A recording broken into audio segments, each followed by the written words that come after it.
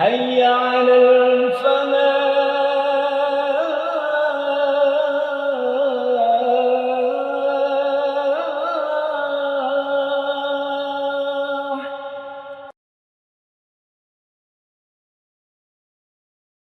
Alhamdulillahirabbil alamin. Wassalatu wassalamu ala imamil mursalin Sayyidina Muhammadin wa ala alihi wa ashabihi ajma'in, amma ba'd. Subhanaka la ilma lana illa ma 'allamtana innaka antal alimul hakim. Allahumma anfa'na bima 'allamtana wa'allimna ma yanfa'una warzuqna ilman yanfa'una. Allahumma la sahla illa ma ja'altahu sahla wa anta taj'alul hazna idza syi'ta sahla faj'al lana ya rabbana kulla syai'in sahlan muyassara. Amin. Bapak-bapak, ibu-ibu jamaah Masjid Al-Falah yang mudah-mudahan barokah, rahmat, ridho dan ampunan dari Allah Ta'ala senantiasa dilimpahkan kepada panjenengan semua. Kita sekarang masuk hadis nomor 5 dari kitab Islahul Mal. Ibnu Abi Dunya rahimahullah berkata, dari Abu Hurairah radhiyallahu anhu berkata, Rasulullah sallallahu alaihi wasallam bersabda, Innallaha thayyibun la yaqbalu illa thayyibah. Innallaha thayyibun, sesungguhnya Allah itu maha thayyib, maha baik. La yaqbalu illa thayyiban, tidak menerima kecuali yang baik. Maksudnya tidak menerima amal kecuali amal yang baik, tidak menerima perkataan kecuali perkataan yang baik. Dan karena kita di sini berhubungan dengan harta, berarti Allah tidak akan menerima sedekah, zakat kalau dari barang haram. Atau mungkin barang halal tapi jelek, misalkan pakaian bekas sudah sangat jelek diberikan. Nah, ini termasuk yang tidak thayyib. Ma'asyiral muslimin. Jadi Allah Subhanahu wa taala itu hanya menerima yang baik-baik. Dan karena kita pembahasannya adalah kitab Islahul Mal, tentang bagaimana kita sebagai mukmin itu harus memperhalal, memperbaiki harta kita, berarti maksudnya di sini Allah Ta'ala tidak menerima kecuali harta yang halal. Makanya mari kita perhatikan yang kita keluarkan untuk misalkan menyantuni anak yatim, untuk kita sedekahkan, kita infakkan kepada anak istri kita, atau yang kita makan sendiri kemudian kita gunakan sholat, kita gunakan haji, kita gunakan puasa. Karena barang yang haram, para jamaah, itu sangat mendominasi tidak diterimanya amal ibadah. Loh, kok bisa? Ini hadis ini yang berbicara. Jadi Rasul sallallahu alaihi wasallam yang menjelaskannya kepada kita. Ini baru awal hadisnya. Kemudian Nabi sallallahu alaihi wasallam melanjutkan, wa innallaha azza wa jalla amarul mu'minina bima amara bihil mursalin.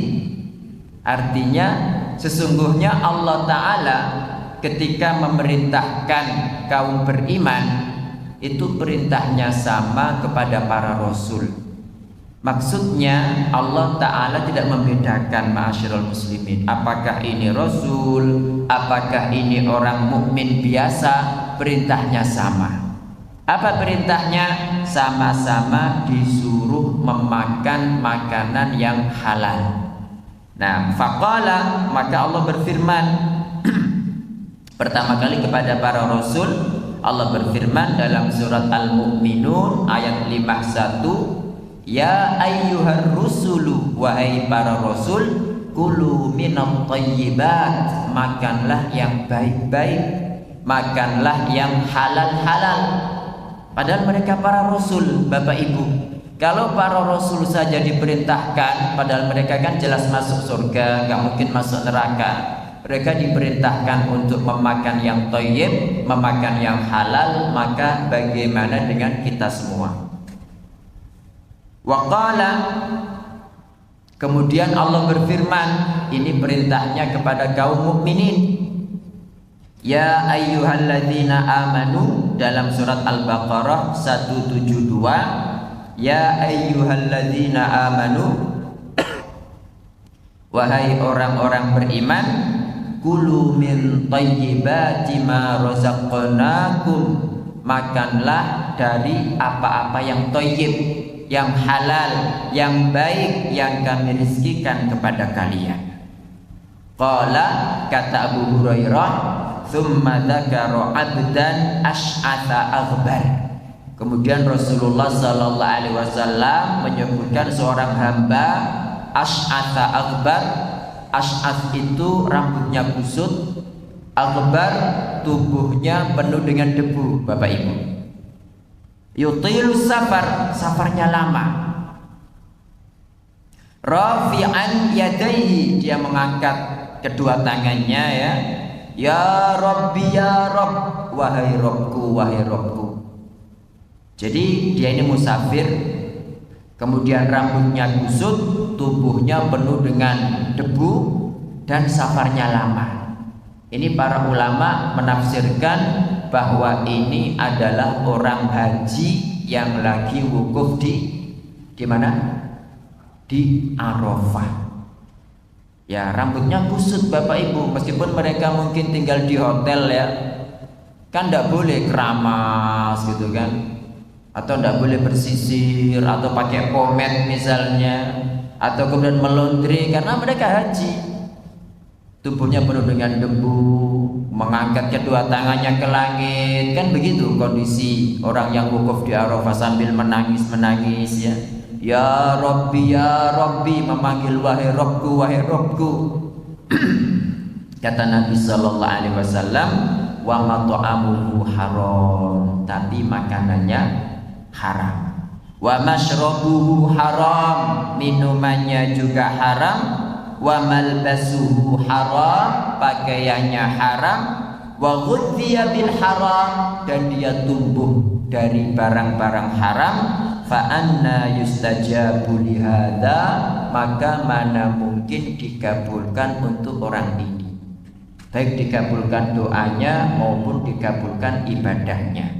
Jadi hadis ini sangat jelas Bapak Ibu, bahwa orang meskipun dia haji, meskipun dia berada di tanah suci, meskipun dia di tanah haram, di hari yang suci, hari Arafah ya, termasuk juga 10 pertama bulan Dzulhijjah yang Allah Subhanahu wa taala berbangga dengan para malaikat, meskipun dia musafir, meskipun dia mengangkat kedua tangannya, padahal disebutkan dalam hadis lain bahwa doa musafir adalah mustajab. Disebutkan dalam hadis lain, orang yang berdoa sambil angkat tangan itu Allah malu memberinya 0 Bapak Ibu. Tetapi gara-gara dia memakan dari barang-barang yang haram, kata Nabi sallallahu alaihi wasallam, fa anna yustajabu lihada, maka mana mungkin Allah mengabulkan untuk orang ini. Haji Pak, dikiaskan dengan ibadah haji, ini semua ibadah. Apakah itu sholat, apakah itu zakat, apakah itu puasa. Jadi apapun kalau itu dari barang haram, sesuai dalil ini tidak dikabulkan oleh Allah Subhanahu wa ta'ala. Jadi tadi jelas Bapak Ibu, innallaha thayyibun la yaqbalu illa thayyiba. Allah maha suci, maha baik, tidak menerima kecuali yang suci. Maksudnya Allah itu maha suci dari segala aib dan keburukan. Karena maha suci dari segala aib dan keburukan, maka tidak menerima sedekah kecuali harta yang suci dan halal. Makanya Bapak Ibu, Abdullah ibnul Mubarak rahimahullah, seorang ulama tabi'in itu mengatakan, la an arudda dirhaman wahidan, la an arudda dirhaman wahidan min haram ahabbu ilayya min an atasaddaqa bi mi'ati alf. Jadi dia mengatakan kalau aku mengembalikan, ya, tidak mengambil satu dirham yang haram, itu jauh lebih aku sukai daripada bersedekah 100.000 dirham. Karena kalau dia mengambil yang haram terus sedekah sebanyak itu gak diterima sama Allah Subhanahu wa taala. Jadi maksudnya ma'asyiral muslimin, dari hadis ini Allah tidak menerima amal apapun kecuali yang baik dan suci, ya, dari segala perkara yang merusak, ya, seperti riya, ujub, ya, juga tidak menerima harta kecuali yang halal dan suci. Maka mari kita perhatikan Bapak Ibu, ketika kita berbicara misalnya berdoa, baca Quran misalkan, sudah benar enggak? Benar dalam artian makhrajnya benar, panjang pendeknya benar. Ketika kita berdoa juga seperti itu, ini makhrajnya sudah benar enggak? Dan ketika kita berdoa itu kita meresapi maknanya tidak. Ini kalau kita perkataan nih. Kalau perbuatan sholat kita lihat mulai berwudu kita bener enggak? Kemudian mulai takbiratul ihram kita bersama imam itu baik enggak? Kadang-kadang ada orang itu mendahului imam Bapak Ibu, atau imam sudah Allahu Akbar dari tadi dia masih sujud saja, terutama biasanya sebelum tahiyat akhir ini banyak orang-orang yang memanjangkan sujudnya, padahal imam sudah takbir dari tadi. Baru sekiranya tahiyatnya imam sudah dapat separuh, dia baru angkat kepala. Ini tidak boleh.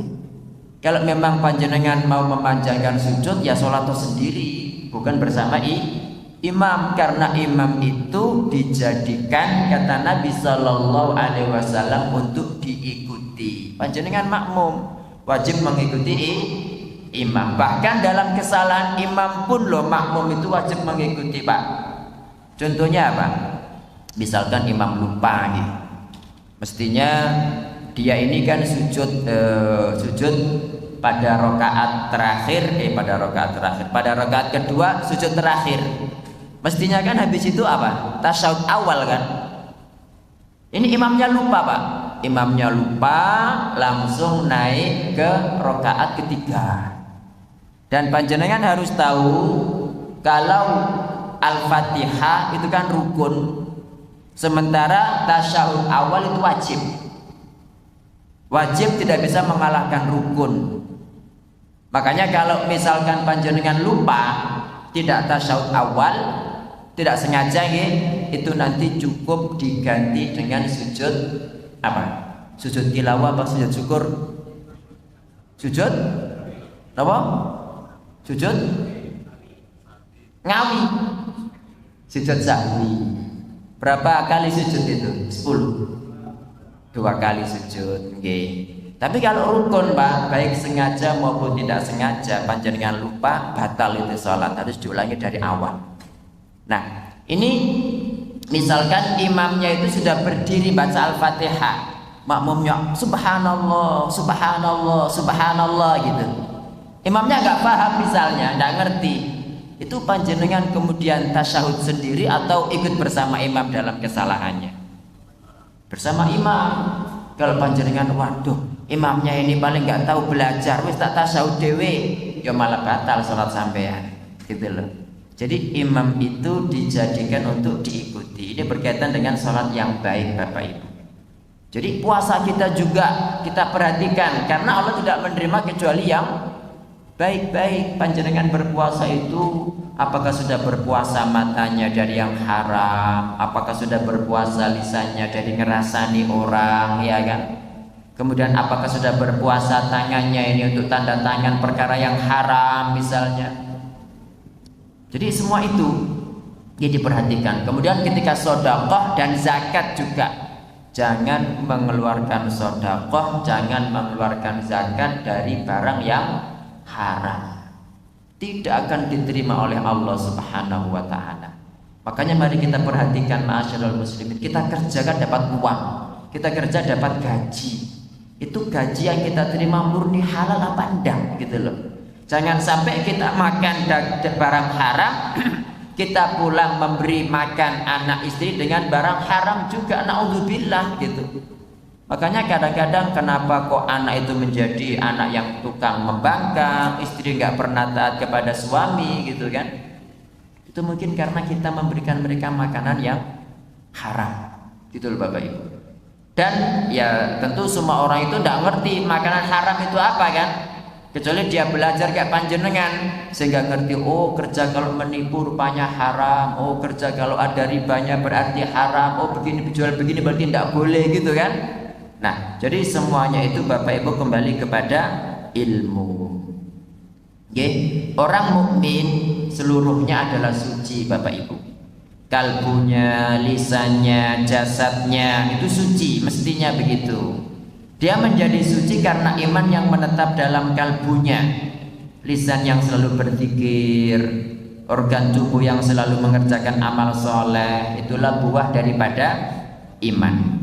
Jika seorang mukmin seperti ini, maka ia menjadi suci yang kemudian Allah pasti menerima amalnya. Nah ini, mudah-mudahan Allah Ta'ala menjadikan saya dan panjenengan semua Bapak Ibu orang-orang yang suci, sehingga setiap amal kita diterima oleh Allah Subhanahu wa Ta'ala. Kadang-kadang ada orang itu fokus kepada jumlah Bapak Ibu, tapi dia tidak peduli. Dia peduli jumlahnya banyak tok, tapi tidak berkualitas. Makanya Ali bin Abi Thalib itu mengatakan, kunu liqabulil amali asyadda ihtimaman minal amal. Jadilah kalian itu orang-orang yang terhadap diterimanya amal lebih memperhatikan daripada amal itu sendiri. Jadi jadilah kalian orang-orang yang terhadap diterimanya amal lebih memberikan perhatian besar daripada amal itu sendiri. Kemudian Ali membaca firman Allah Ta'ala, innama yataqabbalullahu minal muttaqin. Sesungguhnya Allah itu hanya menerima amal dari orang-orang yang bertakwa. Berarti maknanya kalau orang itu beramal soleh tapi tidak bertakwa, diterima tidak sama Allah Ta'ala? Tidak diterima Bapak Ibu. Makanya mudah-mudahan Allah Subhanahu wa Ta'ala menjadikan saya dan panjenengan semua orang-orang bertakwa yang senantiasa diterima Allah Ta'ala amalnya Bapak Ibu. Dan jangan lupa setiap habis mengerjakan amal soleh baca doa Nabi Ibrahim Bapak Ibu. Setelah beliau meninggikan pondasi Ka'bah bersama Nabi Ismail, apa doa mereka berdua? Halo, Rabbana taqabbal minna innaka antas sami'ul alim wa tub alaina innaka antat tawwabur rahim. Iya. Kemudian Bapak Ibu, hadis kita tadi juga menjelaskan bahwa Allah itu tidak patut diserupakan dengan makhluk ya. Karena makhluk kan tidak suci. Ya. Yang maha suci hanya Allah Subhanahu wa Ta'ala. Jika Allah diserupakan dengan makhluk berarti apa? Berarti orang yang menyerupakan itu sama dengan merendahkan Allah Ta'ala. Allah itu maha sempurna, maha suci, kok bisa-bisanya disamakan dengan makhluk. Allah Khalik, kita makhluk. Wong sesama makhluk saja kita manusia disamakan dengan binatang kita tidak terima kok. Apalagi Allah disamakan dengan makhluk. Loh, memang ada tak Ustaz orang yang menyamakan Allah dengan makhluk? Ada. Allah kan punya sifat Bapak Ibu. Allah punya wajah, iya kan? Allah punya tangan. Dalam Al-Quran disebutkan wajah, misalnya dalam surat Ar-Rahman, wa yabqa wajhu rabbika dzul jalali wal ikram, dan tetap abadi wajah Rabbmu. Allah punya wajah. Allah punya tangan, iya. Itu yang disebutkan dalam surat Az-Zumar. Wa ma qadarullaha haqqa qadrihi wal ardu jami'an qabdatuhu yaumal qiyamah. Mereka tidak mengagungkan Allah dengan sebenar-benar pengagungan, padahal bumi seluruhnya dalam genggaman tangan Allah. Itu was-samawati matwiyatun biyaminih, sementara langit digulung dengan tangan kanan Allah. Berarti kan punya tangan. Allah punya pendengaran mboten? Punya, oh maha mendengar. Allah punya penglihatan mboten? Punya, wong maha melihat. Tetapi ini semua Bapak Ibu sifat-sifat yang yang hakiki dan harus ya kita sifat-sifat yang hakiki yang sesuai dengan keagungan Allah Ta'ala, jangan pernah diserupakan dengan sifat makhluk. Dalilnya apa? Walam yakul lahu kufuwan ahad. Allah tidak serupa dengan siapapun. Kemudian dalam surat Asy-Syura ayat 11 Allah mengatakan laisa kamitslihi syai'. Allah tidak serupa dengan siapapun, wa huwas samiul basir, tapi Allah Maha mendengar, Maha melihat. Kemudian hadis Nabi, wa innallaha azza wa jalla amarul mu'minina bima amara bihil mursalin. Perintah Allah terhadap kaum mukminin sama persis dengan perintahnya kepada para rasul. Maksudnya para rasul beserta umatnya Bapak Ibu sama-sama diperintah memakan hasil yang halal, kemudian mengerjakan amal soleh. Ini mulai zaman Nabi Adam sampai Nabi Muhammad semuanya diperintahkan apa? Untuk memakan yang halal, kemudian mengerjakan amal soleh. Kenapa? Karena amal soleh itu Pak, kalau dikerjakan orang itu habis makan yang halal, mengerjakan amal soleh diterima. Kalau kita mengerjakan amal soleh tetapi kita tidak memakan makanan yang halal, maka tidak akan diterima. Makanya ada ulama itu yang menggambarkan iblis Bapak Ibu. Jadi beliau mengatakan idza ta'abbada syabbu, jika ada pemuda yang rajin beribadah, yaqulu iblis itu berkata kepada para tentaranya, unzuru min aina mat'amum, coba silihatan. Ini iblis berkata kepada tentaranya, coba silihatan dari mana dia makan, bagaimana makanan dia. Itu iblis. Fa in kana mat'amuhu mat'amasu, kalau yang dia makan itu adalah makanan yang haram. Iblis itu pinter Pak. Jadi yang namanya mengganggu manusia itu bukan ratusan tahun, tapi sejak zaman Nabi Adam itu. Jadi fa in kana mat'amuhu mat'amasu, kalau makanan yang dia makan adalah makanan yang haram, apa kata iblis kepada para setannya? Da'uhu, biarkan. La tashtaghilu bihi, jangan ganggu dia. Da'uhu yajtahidu wa yat'ab, biarkan dia bersungguh-sungguh beribadah, biarkan dia mempercapek diri beribadah. Faqad kafakum nafsahu, karena kalian itu sudah sudah diwakili oleh dirinya sendiri. Maksudnya Bapak Ibu, orang seperti ini wes nggak usah diganggu, ya, karena sudah nggak diterima sama Allah amalnya, gitu loh Bapak Ibu. Maka mari kita perhatikan Pak, ya, Bapak Ibu, mari kita perhatikan makanan kita, jangan sampai makan ke dalam, jangan sampai masuk dalam tubuh kita yang kemudian menjadi darah dan daging, barang-barang yang haram. Perhatikan selalu, ya, apakah pekerjaan kita, apakah kita dikasih orang, perhatikan. Ya kalau halal, kalau haram ya opo, gitu kan. Ada satu cerita Pak yang berkaitan dengan setan yang gak mau ganggu tadi itu. Ada seorang kawan itu bilang, saya itu ketika sholat itu susah khusyuk. Jadi ketika sholat itu tidak pernah khusyuk. Panjenengan tahu makna khusyuk betul? Khusyuk itu menggabungkan 3 perkara Pak. Di samping gerakan tubuh, gerakan lisan, yang paling susah untuk khusyuk adalah menghadirkan hati. Dan ini panjenengan lakukan mulai takbiratul ihram sampai salam. Itu namanya khusyuk. Kalau panjenengan sejak takbiratul ihram sampai salam bisa fokus kepada apa yang panjenengan baca, bisa menghadirkan makna bahwa ketika panjenengan itu sholat berarti Allah di hadapan panjenengan. Mulai takbiratul ihram sampai salam, Masya Allah, itu yang namanya khusyuk. Tapi berat Pak. Kata Allah Ta'ala, wa innaha lakabiratun illa 'alal khashi'in. Tapi sholat itu sangat berat kecuali bagi orang-orang yang khusyuk. Okay? Dan Allah menjelaskan bahwa orang beriman yang nanti masuk surga Firdaus, yang akan mewarisi surga Firdaus, itu kan sifat pertama kali kan yang sholatnya khusyuk. Kata Allah Ta'ala, qad aflahal mu'minun. Ya pertama kali apa? Alladzina hum fi sholatihim apa? Khasyi'un, yaitu orang-orang yang khusyuk ketika sholat. Ini PR kita semua, Pak. Ada di antara kita yang nggak mau masuk surga Firdaus?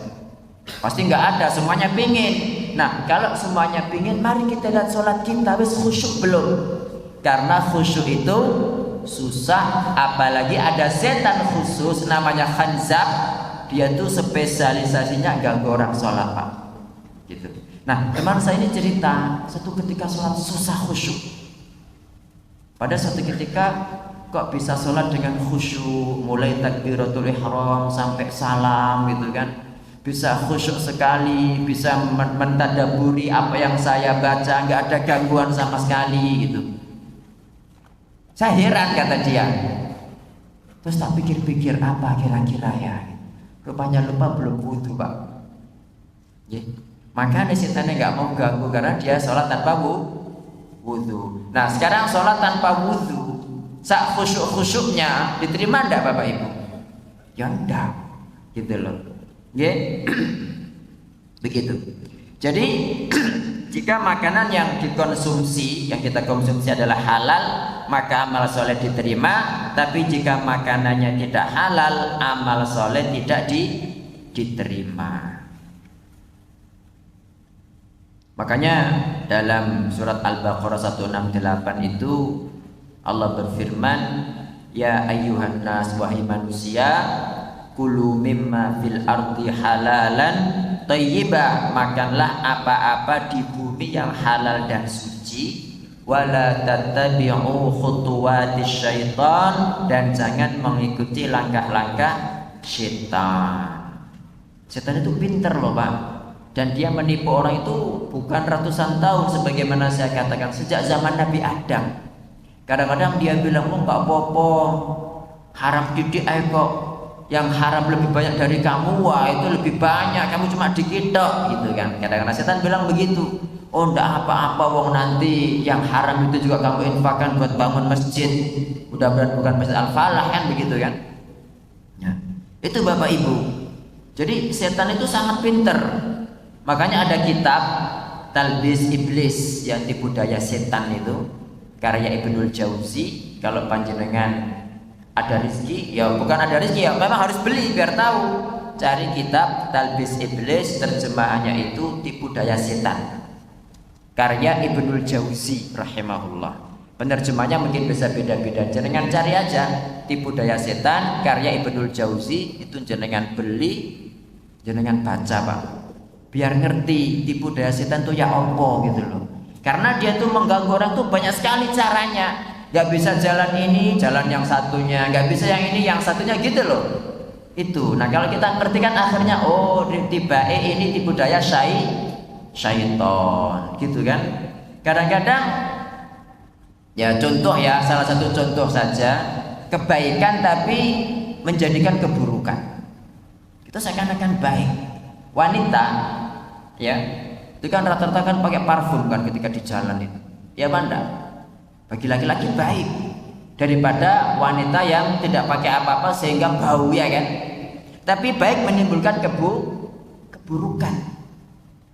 Makanya hati-hati kepada para wanita yang keluar kemudian pakai wangi-wangian Bapak Ibu ya. Itu tidak boleh.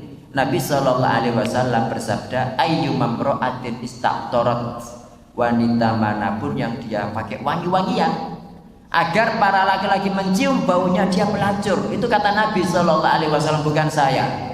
Kemudian Abu Hurairah itu pernah berpapasan dengan seorang wanita, pergi ke masjid, baunya wangi banget Pak. Coba panjenengan ketika melihat, bukan melihat, ya berpapasan dengan wanita seperti itu dan panjenengan laki-laki, weh, fitnahnya besar kan, gitu loh. Jadi Abu Hurairah ini pernah berpapasan dengan wanita yang harum sekali baunya, dia pergi ke masjid si wanita ini.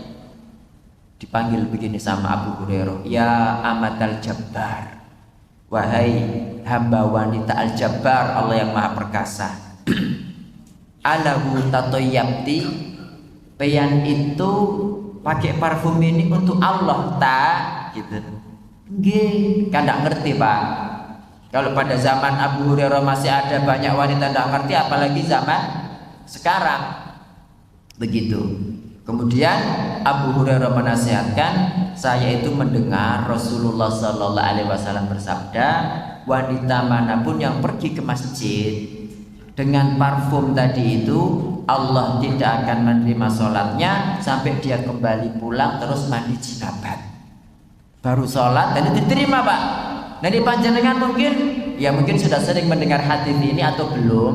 Bagi yang sudah mendengar ini sampaikan kepada istri-istri jenengan semua, anak-anak jenengan semua Pak, gak diterima sholatnya, hadisnya sahih ini gitu loh. Jadi apa-apa dalam Islam itu dengan ilmu gitu.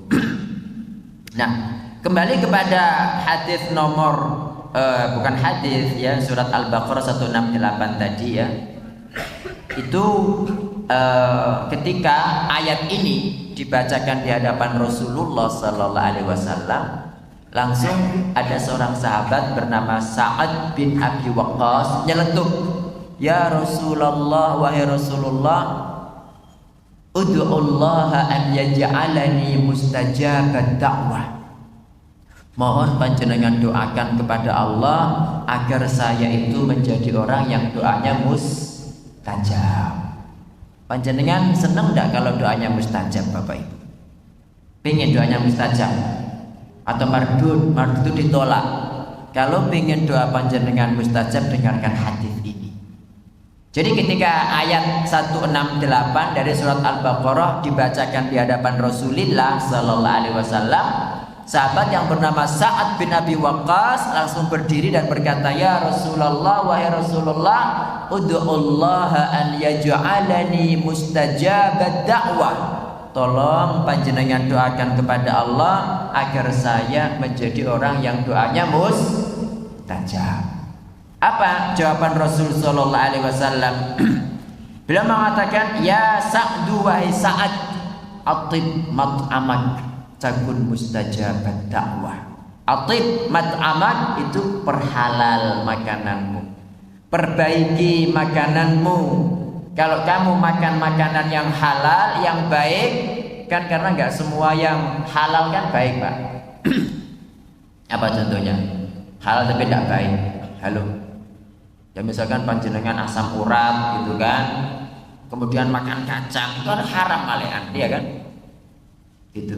Atib mat'amak, perbaiki makananmu, takun mustajabat dakwah, niscaya kamu menjadi orang yang doanya mustajab.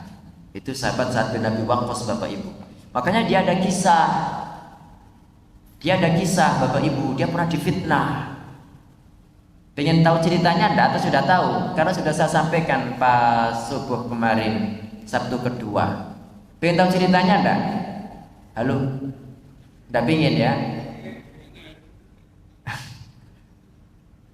Jenengan subuh enggak di sini? Beda-bedanya. Iya, jadi Sa'ad bin Abi Waqqas ini Bapak Ibu, dia diamanahi Umar menjadi gubernur Hims di Syam, ya di Syria. Homs kalau bahasa Indonesianya.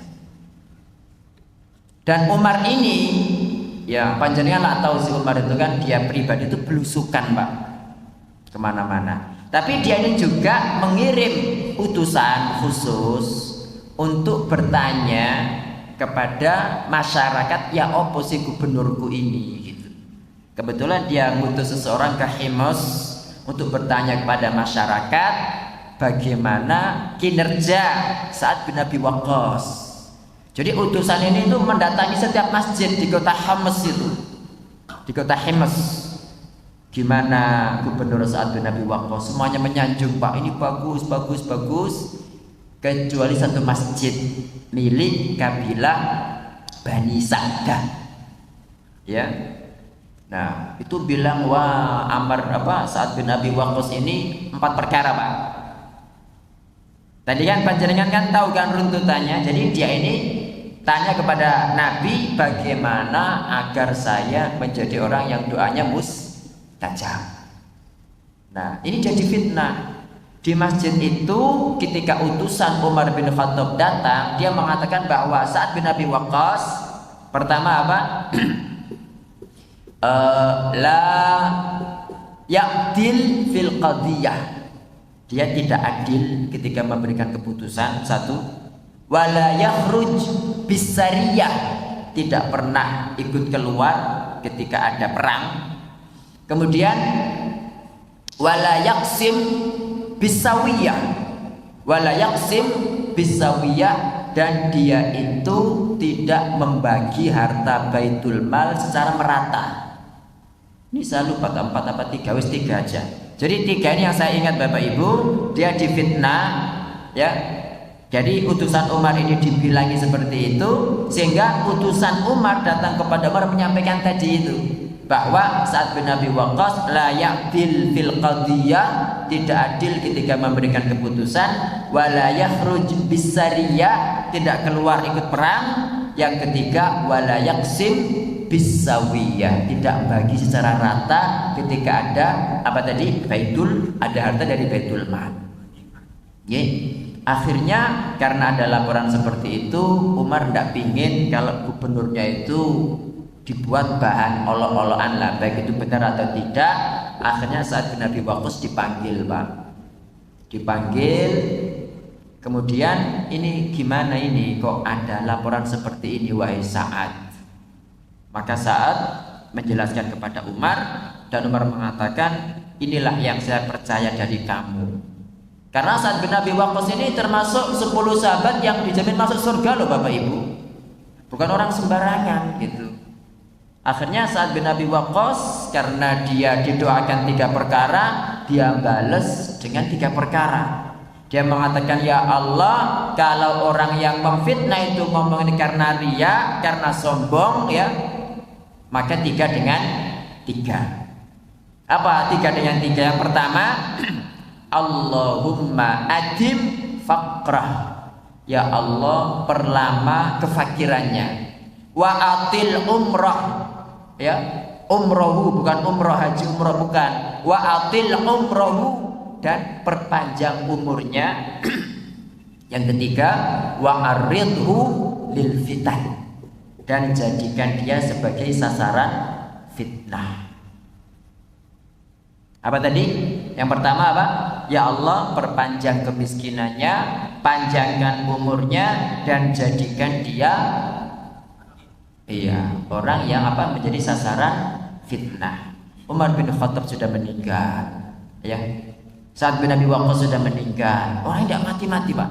Sehingga salah satu perawi hadis mengatakan, aku melihat orang ini yang tadi memfitnah Sa'ad bin Abi Waqqas itu, ini alisnya itu putih sampai jatuh, ya, sampai dia tidak bisa melihat saking tuanya. Dan dia itu di jalanan, Pak, gudoi cawedok gitu loh. Ada anak perempuan didik-didik, jadi dia tuh ngomong begini, aku ini orang tua lemah gitu. Saya seperti ini gara-gara doanya Sa'ad bin Abi Waqqas.